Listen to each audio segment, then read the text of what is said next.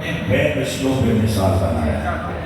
میرا نبی صورت میں بھی بے مثال ہے اور میرا نبی سیرت میں بھی بے مثال ہے. اگر صورت کو دیکھا جائے تو عام لوگوں میں سے اگر کوئی بڑا سونے سے سونا ہو تو لوگ کہتے ہیں بس سونا ہے. پر میرے حضور سید المرسلین کے جسم کا ایک ایک عضو اتنی شان والا ہے. اگر حضور کے بدن کے ایک ایک جز کی تعریف و توصیف کی جائے تو زندگیاں گزر جائیں گی اس کی تعریف و توصیف مکمل نہیں ہے.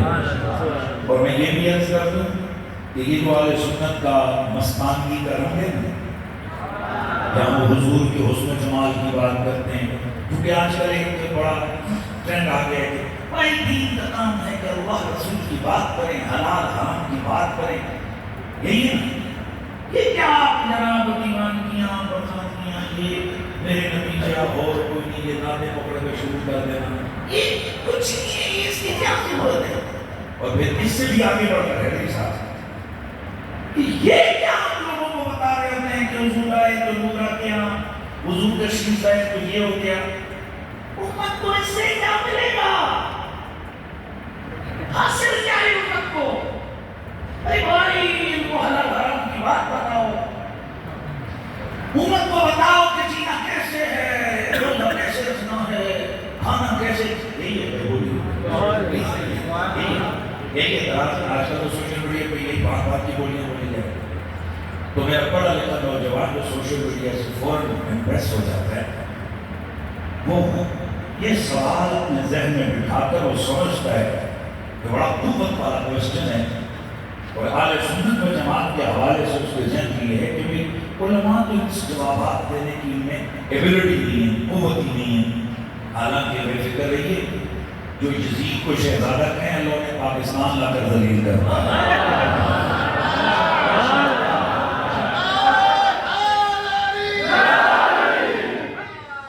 بھائی ہم تو پچھلے 10-12 سالوں سے ٹی وی چینلوں پہ بیٹھے ہوتے ہیں اور 4 مسلک کے لوگ بیٹھے ہوتے ہیں, ٹاپ پاکستان کی ٹیم بیٹھی ہوتی ہے, پوری دنیا سے لائیو کوسچن آنسر ہو رہے ہوتے ہیں.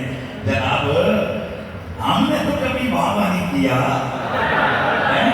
اللہ کو بڑا کرنا ہے. 10-12 سال ہو گئے لائیو کوسچن ہوتے ہیں, ہم تھوڑا مسکرا کے ماشاءاللہ ڈاکٹر صاحب کسی کا 2 سوالات ہی بہان کر دیتے ہیں. حضور ہندوستان کی سرزمین اور ہے, پاکستان کی سرزمین اور ہے, غلاموں کی زندگی اور ہے, آزادوں کی زندگی اور ہے. میں بتانا چاہ رہا تھا سمجھا اور ہم تو یہی میں نے اس میں ٹیلی ویژن چینل پہ ایک گفتگو کے دوران میں نے کہا تھا کہ اچھا ہوا پاکستان تشریف لائے, لوگوں سب کو سمجھ آ گیا. ہاں دور کے دھول بڑے سہانے لگتے ہیں, یاد پتا گیا ہے کتنے کوئی پانی اس نے باہر. میں بات کر رہا تھا کہ آپ سوشل میڈیا کے اوپر اس قسم کے کوسچن کھڑے کر کے نوجوان اور وہ یہ سمجھنے پہ مجبور ہو جاتے ہیں آپ نے کون 15 سال نبی کا میلاد کرتا ہے, ویسے ہی 20 سال جشن مناتا, ویسے ہی حضور کے میلاد کی گھڑیاں سجاتا اور حضور آ گئے کے گانے لگاتا. بات تو صحیح ہے حضرت نبی, ہماری زندگی میں اس کا کیا حکم رکھتی ہے؟ بھائی حلال کی بات کرو, حرام کی بات کرو, دھرمی کی بات کرو, وہ بھی بسم اللہ. ٹھیک ہے دھیمے لگے میں عرض کرتا ہوں کہ بتائیے کہ کیا قرآن کتاب ہدایت ہے؟ بھائی بولیے نہیں آیا یہ ہدی و نور. قرآن کیا ہے؟ میرے مصطفیٰ کی زبان ہے, اس میں ہدایت بھی ہے اور قرآن کتاب ہدایت ہے, اس میں کوئی دوسری ہدایت نہیں ہے. تو میں پوچھنا چاہوں گا, آپ کہتے ہیں کہ ہمیں حضور کا بچپن, حضور کی ولادت, حضور کی وہ آمد کی گھڑیاں, حلیمہ کے گھر کا سفر, ابو طالب کے گھر کی پرورش, آمنہ طیبہ کے گھر کی وہ قربان زندگی, یہ بیان تو میں پوچھنا چاہوں گا، چلیے میرے نبی کے حوالے سے تو آپ نے کہہ دیا، کیا مقصد ہے؟ حضور آپ بتانا پسند فرمائیں گے کہ اسی قرآن میں موسیٰ نبی کی ولادت کی باتیں بھی بیان کی ہیں۔ ان کی والدہ نے ان کو صندوق میں ڈالا، صندوق میں ڈال کے دریا میں ڈالا، دریا میں ڈالتے وہ فرعون کے محل میں چلے گئے، وہاں دودھ بھی پی رہے تھے، خرمنا علیہ مرا دیا۔ ہم نے موسیٰ پر پابندی لگائی تھی اپنی امی جان کے بغیر کسی بھی عورت کا دودھ نہیں پینا۔ دوسرا نبی نے وہاں ایسے ہی کیا، جو عورتیں دودھ، پھر آپ کی بہن کہنے لگی کہ میں کیا حال ادلکم علی عالم، کیا میں آپ کو ایک ایسے گھر والے نہ بتا دوں کہ جو اس کے خیر خواہ ناسخ بھی ہوں، اس کی پرورش بھی کریں؟ کہاں چلو لے آؤ لے آؤ۔ آپ نہیں اپنی امی کو لے کر آئیں، امی آئیں، موسیٰ علیہ السلام دیکھ کے مسکرا پڑے، پھر انہیں دودھ دی۔ بھئی یہ سارا کیا ہے؟ یہ قرآن، اے کسے کہنا نہیں، یہ قرآن ہے۔ یہ کیا ہے؟ قرآن ہے، یہ قرآن۔ اسی قرآن میں ابراہیم نبی کا قصہ بچپن کا، ان کے والد کا معاملہ کیا تھا، والدہ کا کیا تھا، نمرود بچوں کو قتل کر رہا ہے۔ پھر حضرت ابراہیم علیہ السلام باہر میں رہے، جب پہلی جگہ باہر نکلے، ستاروں کو دیکھا، کہنے لگے کہ یہ ہمارے رب ہیں۔ پھر سورج کو دیکھا، چاند کو دیکھا، کہ پھر ہاذا ربی ہاذا اکبر۔ پھر ستاروں کو دیکھا، قال لا احب الآفلین۔ یہ ساری باتیں یہ کس کو جان ہو رہا ہے؟ بچپن۔ پھر انہوں نے تو لڑائی یہاں رکھا، اس کو توڑا، وہ عید کے لیے، یہ کیا بیان ہو رہا ہے؟ بچپن۔ بھائی جان یہ نہ حلال کا تذکرہ ہے نہ حرام کا، نہ عبادت کا انداز ہے، کچھ بھی نہیں ہے۔ یہ بچپن کے قصے ہیں حضرت موسیٰ کے۔ آئیے حضرت عیسیٰ علیہ السلام پہلا ولادت کیسے ہوئی؟ آپ کی والدہ آپ کے لیے پہلا پہلے بیان کرتے ہیں، امی جان کے لیے بچپن میں، امی جان کے لیے جب ان کی والدہ جناب ان کا انتقال ہو گیا تو پھر پورے ڈالے رشتہ داروں نے ان کو کون پالے گا؟ پورا زکریا علیہ السلام کے نام نکل آیا۔ پھر حضرت مریم ان کو جناب انہوں نے وہ چونکہ متولی تھے مسجد اقصیٰ کے، تو انہوں نے ایک الگ جو حجرہ تھا اس میں ان کو رکھا، وہ دروازہ بند ہوتا حضرت مریم کے لیے جناب بن موسم کے بند دروازے کے پیچھے پھل ملتے۔ بڑھتے بڑھتے جب آپ جوانی تک پہنچی، ایک دن اسی کمرے میں کہا دیکھتی ہیں ایک اجنبی آیا، دیکھ کے ڈر گئی، کہنے لگا انا رسول رب کے، میں تو اللہ کا بھیجا ہوا ہوں، لآہب لک غلاما زکیہ، تاکہ آپ کو ایک لڑکا دے دوں اس لیے آیا ہوں۔ پھر انہوں نے کہا انا یکون لی غلام لم یمسسنی بشر ولم اک بغیہ، نہ میں کوئی فاحشہ عورت ہوں، نہ میری شادی ہوئی ہے، میرا بچہ کیسے ہوگا؟ اب ہوا کیا، وہ وہاں سے نکلی، حضرت یہ کون تھا؟ یہ جبریل تھے، انہوں نے پھونک ماری، ان کے پیڑ میں بچہ موجود ہو گیا۔ پھر وہ باہر چلی گئیں، درختوں پہ چڑھنے پہنچی، وہاں حضرت عیسیٰ کی ولادت ہوئی، عیسیٰ علیہ السلام کو لے کے آئیں، اللہ نے حکم دیا خاموش چپ کر روزہ رکھ لینا ہے۔ پھر سیدہ آئیں، لوگ کہنے لگے کس کا بچہ ہے، کس کا بچہ ہے؟ آپ نے کہا اشارہ کر کے کس سے پوچھو یہ کس کا پتر ہے؟ تو انہوں نے کہا کہ بچہ کیسے بولے گا؟ ادھر پھر وہ بولے، کہنے لگے انی عبد اللہ ہے آتانی الکتاب وجعلنی نبیہ۔ اچھا سرکار ادھر کہیں آپ کو کوئی سمجھ آئی ہے حلال حرام کی؟ اور بھائی یہ قرآن ہے، جناب موسیٰ کی ولادت جس لہجے میں تم موسیٰ اور عیسیٰ نبی کی ذات قدسیہ کے امام حضرت امام المرسلین کے حوالے سے کیوں اٹھاتے ہو؟ یہ کیا فائدہ یہ بچپن بیان کرنے کا، یہ لڑکپن بیان کرنے کا؟ اس سے فائدہ کیا ہے؟ کیا فائدہ ہے؟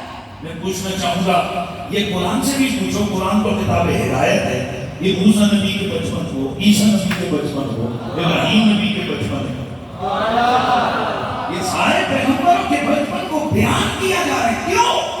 جو جواب تمہارا وہی جواب ہمارا، اور تمہیں شاید سمجھ نہ آئے، ہم سمجھانا چاہتے ہیں۔ کوئی ایک ہوتا ہے قیاس اولا کا انداز، قیاس اولا کیا ہوتا ہے؟ مثلا اب یہ ایک چیز ہے، ایک ویٹ ہے، یہ بچہ اٹھاتا ہے، یہ بچہ اٹھا کے چل پڑتا ہے، اور ایک بندہ کہہ رہا تھا میں اس کو نہیں اٹھا پڑنا بھاری ہے، یہ بچہ اٹھا رہا ہے، خود بخود دلیل بن گئی، یار شرم کر، بچے نے اٹھا دیا، تو کہتے بھاری ہے۔ اب اسی طرح میرے وجود دنیا میں آئے، انوار و تجلیات کا ظہور ہوا،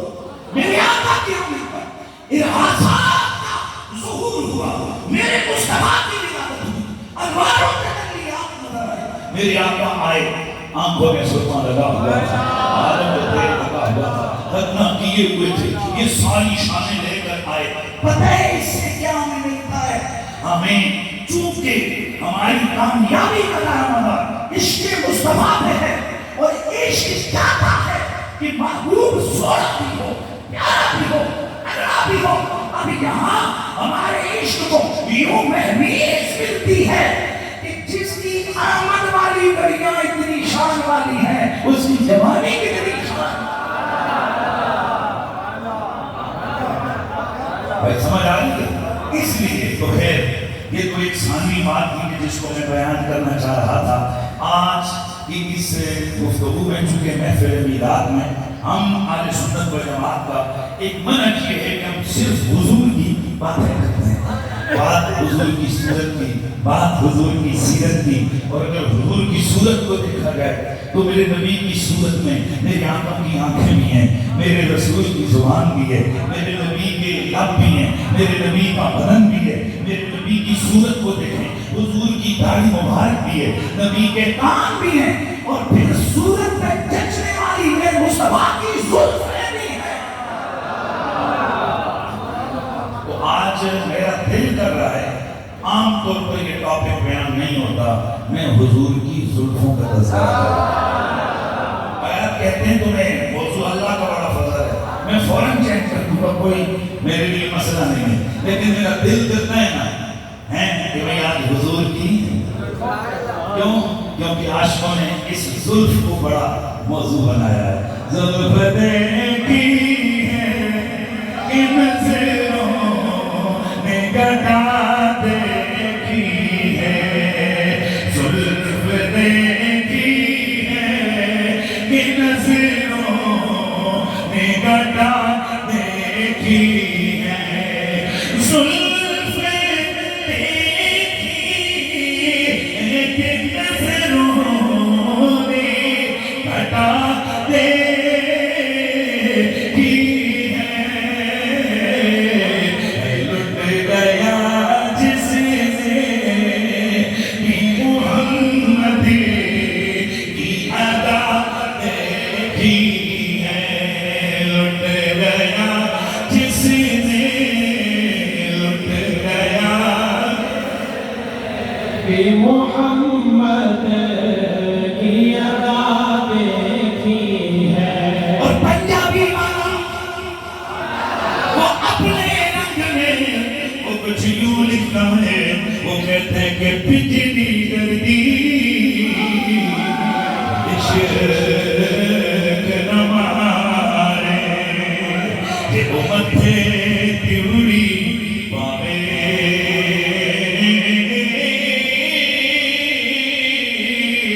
کھول دے جبل زلفاں دے، دلائی راہ پل جاوے، پھنس جاوے جے جان دا پنچھی، انہوں اڑنا یاد نہ آوے، آزم قہر دی حسن جوانی، اور جی چال چلی نہ جاوے.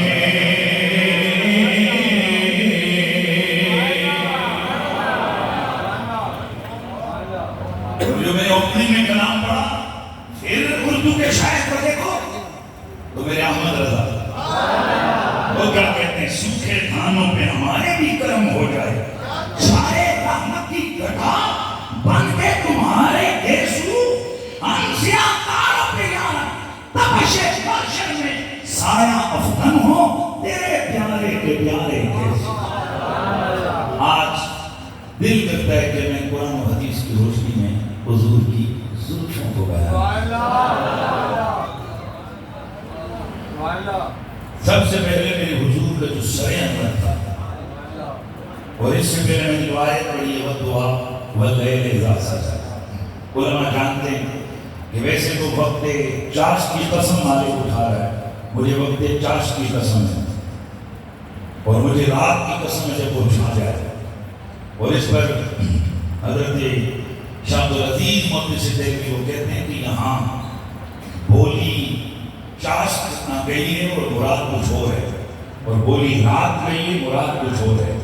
فرماتے ہیں چاشت کا وقت بول کر حضور کا چہرہ مراد دیا گیا. جیسے صبح کے وقت اجالے اجالے ہوتے ہیں ویسے حضور کا چہرہ سونا ہی سونا پر رونق تھا. اور وہ لیل رات سجا کے کر رات جب چھا جائے تو چونکہ اگر کسی محبوب کی زلف کی سیاہی کو بیان کرنا ہو تو عموماً شعراء رات کی تاریکی کو اس کے ساتھ تشبیہ دیتے ہیں. تو فرمایا یہاں پر لیل رات سجا رات بول کر حضور کی کالی سیاہ زلفوں کو مراد دیا گیا ہے. میرے حضور پاک کا جو سر انور تھا وہ چھوٹا سا نہیں تھا. حضور کا سر کشادہ تھا، بڑا تھا.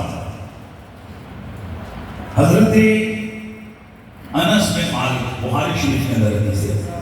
میں دل میرا کرتا ہے سوائے بجائے اس کے کہ میں بس سیدھا کرنا شروع کروں، میں چاہوں گا تھوڑا سا ذکریہ بیان کروں تاکہ آپ ایک چیز سنیں نا کیا رہے ہیں. صرف حضور کی زلفوں کا اتنا ذکر مزہ آئے گا تو میرے حضور کا سر انور حضرت انس بن مالک فرماتے ہیں کان رسول اللہ ضخم الراس. یہ بخاری کی حدیث ہے. حضور کا سر انور موٹا تھا. یہ جو ہوتا ہے نا چھوٹا سا پچکا ہوا ہے، حضور کا سر انور خوبصورت اور موٹا تھا. مولا علی مولا علی. اور بات یہ ہے کہ مولا علی کا نام آنے سے چہروں کے انداز بدل جاتے ہیں. کہیں کیفیت انبساط کی خوشی کی کیفیت آ جاتی ہے اور کہیں پر جناب رونق اڑ جاتی ہے. آپ کے لیے بڑا آسان سا کام ہے اور یہ بات کوئی مشکل کوئی راکٹ سائنس نہیں ہے. میری بات عمران خان کے ماننے والوں کے سامنے دوسرے جنے کا ذکر ہو تو ان کے چہرے بتاتے ہیں کہ دل ذکر چنگا نہیں لگا، اور دوسرے جنوں کے سامنے اس کا ذکر ہو تو ان کو چہرے بتا دیتے ہیں کہ ان کو ذکر چنگا نہیں لگا. معذرت میں سر سے میرا تعلق نہیں ہے، میں صرف سمجھانا چاہتا ہوں. تو کیا اگر ایک جگہ پر ایک پارٹی کے فالوورز بیٹھے ہوں ان کے سامنے دوسری پارٹی کے لیڈر پر کوٹ کے ذکر کرو، دبا دبا کے ذکر کرو، انہوں نے بہنیاں پھر گفتیاں تو ہم نہیں سمجھا رہی ہیں. مہربانی کرو گا ان کی اٹھک بیٹھک آپ کو نہیں سمجھ آئے گی، وہ بیٹھ ہی نہیں سکے.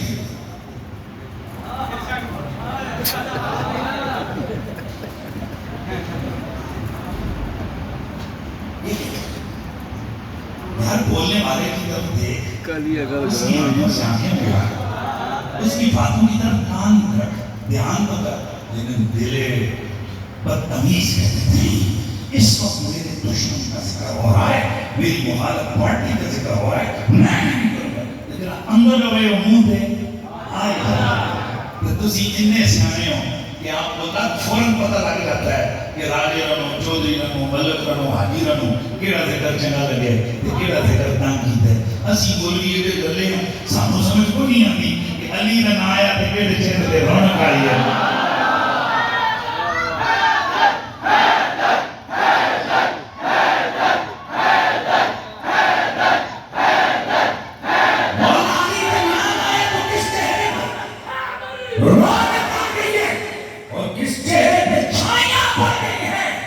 میرے مصطفیٰ کے صحابہ فرماتے ہیں کننا نعرف المنافقین ببغضهم علیہ، اور دوسری جگہ حاصل کر کے فرمایا ما کننا نعرف المنافقین الا ببغضهم علیہ. ہم منافقوں کو اپنے دور میں پہچانتے ہی بغض علی سے تھے.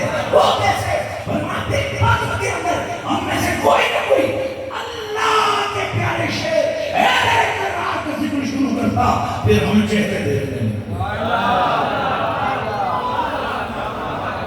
جس چہرے پر علی کا نام سن کے رونق آتی ہم سمجھ جاتے اپنا ہی ہے، اور جس چہرے پہ مردم کی چھا جاتی ہم کہتے یہ منافق ہے. ہم اسے پکڑ کے کہتے نکل منافقہ میں سب چکی لے آیا ہے. اس کا مطلب یہ ہے کہ علی کے نام سے محفلوں کی رنگت کو چیک کرنا یہ کوئی 14ویں صدی کے بریلویوں نے شروع نہیں کیا، یہ گورے والوں کے فارغ نے شروع نہیں کیا.